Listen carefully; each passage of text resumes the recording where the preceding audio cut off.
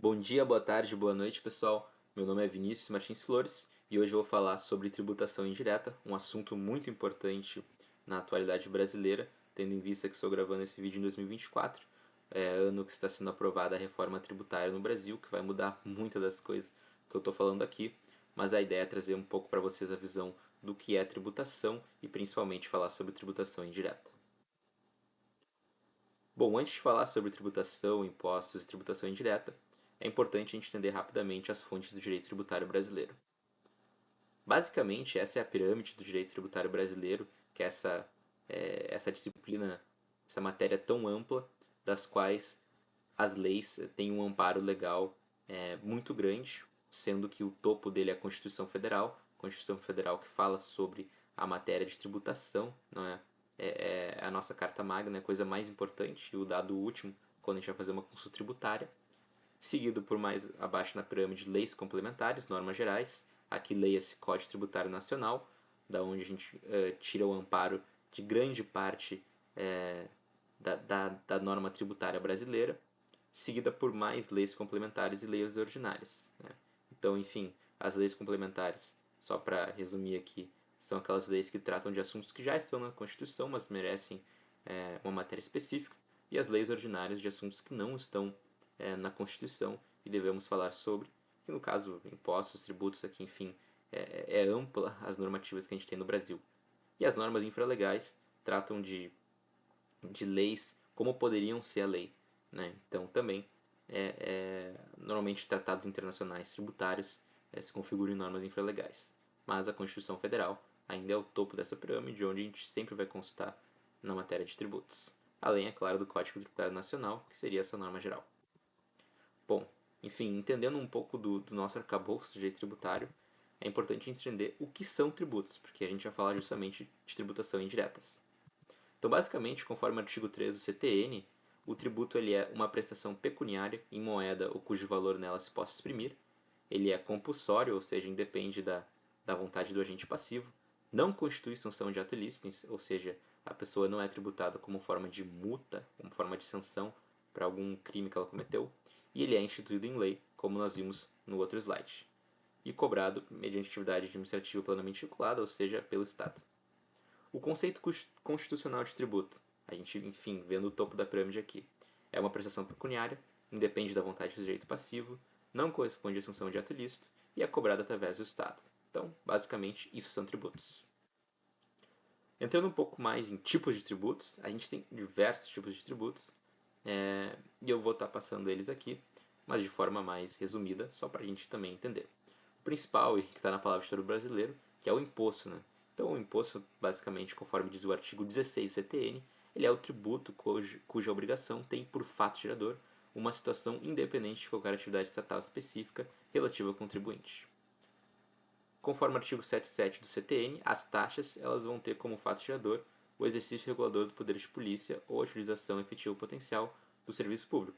Ou seja, que basicamente taxas a gente paga por algum serviço público que foi prestado e é uma taxa direcionada para um serviço específico. Enquanto o imposto, o imposto não é recolhido para uma destinação específica.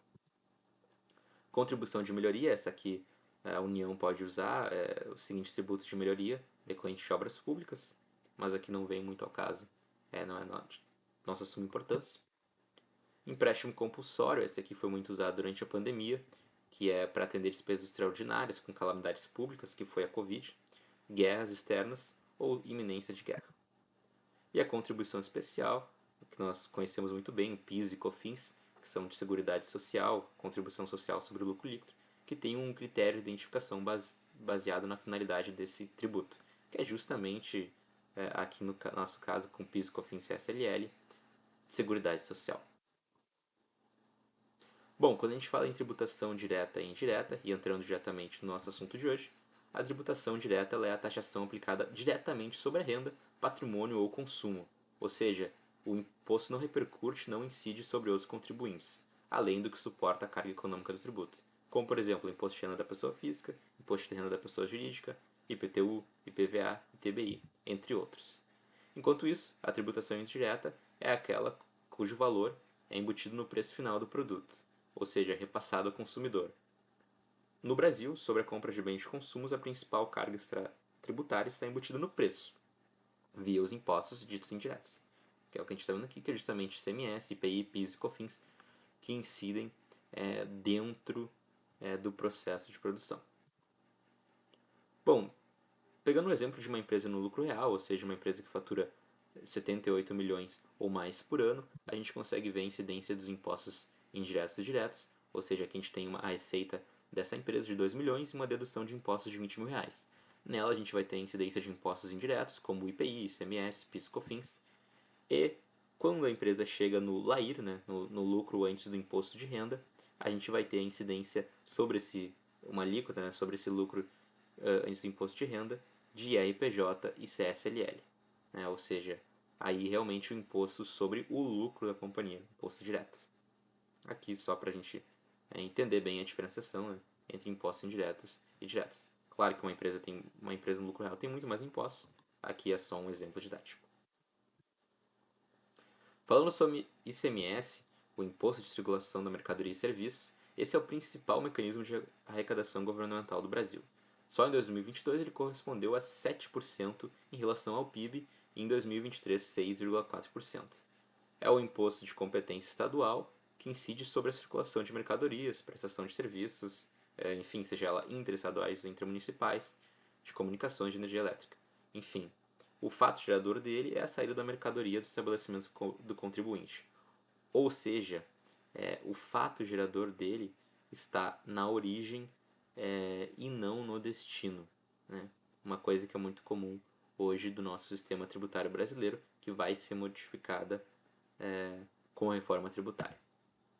Aqui, como a gente pode ver, e exemplo de imposto direto, o ICMS ele incide por dentro, ou seja, a indústria faz a venda para um centro de distribuição que recolhe ICMS, esse centro de distribuição repassa para o mercado, que também recolhe ICMS, que passa para o contribuinte, para o indivíduo, e este também vai pagar o ICMS. Né? Então ele é um imposto em cascata que incide por dentro da produção. Quando a gente olha para esse caso, a primeira coisa que a gente vê é a regressividade. Aqui pegando o caso gaúcho, o que a gente consegue ver no ICMS é que o percentil de menor renda, ou seja, os mais pobres, eles pagam mais porcentagem de ICMS sobre a renda monetária deles. Então, aquelas pessoas que ganham até R$ 1.900 pagam 14,7% de ICMS sobre a renda monetária, enquanto os mais ricos pagam, na média, 5%. Né? A gente pode ver que os realmente mais ricos, que ganham mais de 23 mil, pagam 3,4%. Ou seja, é uma problemática muito grande que a gente tem no caso da regressividade dos impostos indiretos. Bom, tentando entender isso mais a fundo e fazendo uma estimativa da tributação indireta sobre as famílias, aqui a gente tem duas opções de como fazer isso. A primeira seria aplicar as regras legais relativas a cada um desses tributos sobre o dispêndio dos bens e serviços, o que tem algumas dificuldades. Primeiramente, levantamento de regulamentos do ICMS e do ISS e determinação do regime de tributação do PIS/COFINS demandam muito tempo. Por ser um imposto estadual, existe uma guerra fiscal, onde cada estado tem a sua alíquota de ICMS, o que dificulta essa nossa primeira opção. Além disso, a gente parte do princípio que os tributos devem funcionar perfeitamente, o que acaba não ocorrendo aqui. Segunda opção é retirar a parte do valor final de um produto referente às margens e redirecioná-la para os setores margem. Então, são as duas opções que a gente tem sobre a estimativa de tributação indireta sobre as famílias. Bom, para calcular a incidência final desse tributo, a gente tem que fazer uma escolha metodológica. A escolha metodológica vai ter atrelado a formação bruta de capital fixo, que nada mais é que o investimento, sendo ela a hipótese de curto e longo prazo. A de curto prazo a gente vai olhar para a formação bruta de capital fixo como um componente da demanda final, ou seja, dependente da demanda final, ou associado como um componente da demanda intermediária. Bom, falando de parâmetro da incidência, a gente tem o princípio do benefício, que ele vai associar a equidade tributária aos gastos governamentais. Ou seja, dessa forma a gente vai considerar como métrica o montante de impostos pagos, bem como a contrapartida deles, ou seja, os serviços recebidos pelo indivíduo. Isso vai gerar uma problemática, porque a gente tem uma inviabilidade de mensurar essa exata quantia de benefícios que cada indivíduo recebe pela atuação do Estado. Outro parâmetro da incidência seria levar em conta a capacidade de pagamento, ou seja, indivíduos com maior capacidade de pagamento, eles deviam arcar com maiores montantes de tributos e aqueles com a mesma capacidade devem ser taxados em um mesmo valor. Ou seja, isso é uma garantia da equidade vertical e horizontal. Quando a gente olha para o caso brasileiro, a gente vê aqui uma gravura diferença, né? A gente tem esse gráfico aqui da incidência de tributos indiretos por décimos segundo diversos parâmetros, né? Então, o que a gente pode ver aqui, ó, é que o décimo mais pobre, ele é o que está mais pagando impostos, né? Que é o que, olhando esse gráfico, a gente realmente pode ver, enquanto que os décimos mais ricos cada vez pagam uma alíquota menor, né? Pagam menos impostos. Ou seja, é um sistema regressivo ao extremo. A incidência dos tributos indiretos para o primeiro décimo de renda é 42% da renda monetária, e para o décimo mais rico, 9,5%. Quando a gente considera a renda total, que também tem os rendimentos não monetários, esse sistema também é regressivo, isso não muda muito. Então, 23% da renda total para os primeiros indivíduos e para o décimo mais rico de 8,62%. Ou seja, continua regressivo, né? Bom, falando um pouco sobre tributação indireta sobre a renda das famílias, a gente pode ver aqui nesse gráfico a incidência dos tributos sobre a renda total segundo décimos de renda da família per capita, né? Segundo décimo de renda familiar per capita. Aqui, quando a gente observa esse gráfico, a gente vê que o primeiro décimo, ou seja, aquele mais pobre, ele paga uma alíquota de 23%. Vai ter uma incidência de 23%. Enquanto que, na média, a gente tem 11% e, de fato, quanto maior a renda, a gente vê que o décimo mais rico paga 8,6%. Ou seja, é um imposto muito regressivo, né? O consumo ele recai muito sobre os mais pobres que pagam muito mais e a gente não verifica aqui uma equidade tributária, né? Alguns fatores atrelados à regressividade de tributação indireta. Inexistência da poupança entre os mais pobres, porque de fato uma renda per capita baixa, incidência alta de tributação sobre consumo dessa classe, acaba dificultando ainda mais a existência de poupança. Pequena folga orçamentária entre as classes intermediárias, que também causa a regressividade, e expressiva parcela da renda entre os mais ricos não destinada às despesas de consumo. Tributação indireta sobre os grupos de consumo. Bom, aqui a gente tem a incidência dos tributos indiretos segundo rúbricas das despesas de consumo. É o que a gente pode ver aqui, transporte, cultura e higiene tem maior incidência de tributos indiretos, enquanto que alimentação, habitação, serviços e educação estão, né, na parte menor com menos incidência. Bom, ou seja, consideração finais. A desoneração ou isenção de determinados bens e serviços, ela não implica a redução da regressividade da tributação indireta e, portanto, não diminui o impacto concentrador de renda. A gente verifica que a gente vai ter isenção e desoneração de determinados bens e serviços agora na reforma tributária, o que com certeza já é um avanço, mas ainda não vai reduzir esse impacto concentrador da renda que a gente vive aqui no Brasil. A uniformização de alíquotas amplia a tributação sobre serviços, o que reduz a regressividade. Exatamente, hoje a gente tem alíquotas que não são uniformes e que, portanto, contribuem mais ainda para essa regressividade. Emprego do instrumento tributário com o objetivo de melhorar a distribuição de renda pós-tributação por meio de desonerações e isenções dos tributos indiretos se mostra pouco eficaz. Bom, se diz hoje muito sobre desoneração como forma de manter empregos ou aumentar empregos. O que a gente vê que a literatura corrobora é que isso acaba, na média, não acontecendo, não auxiliando. Então, o instrumento tributário, para melhorar a distribuição na pós-tributação, aquela famosa frase de vamos criar o bolo para depois dividi-lo, ela é falsa, né? Emprego da tributação para fins redistributivos deve se focar nos tributos sobre a renda e o patrimônio.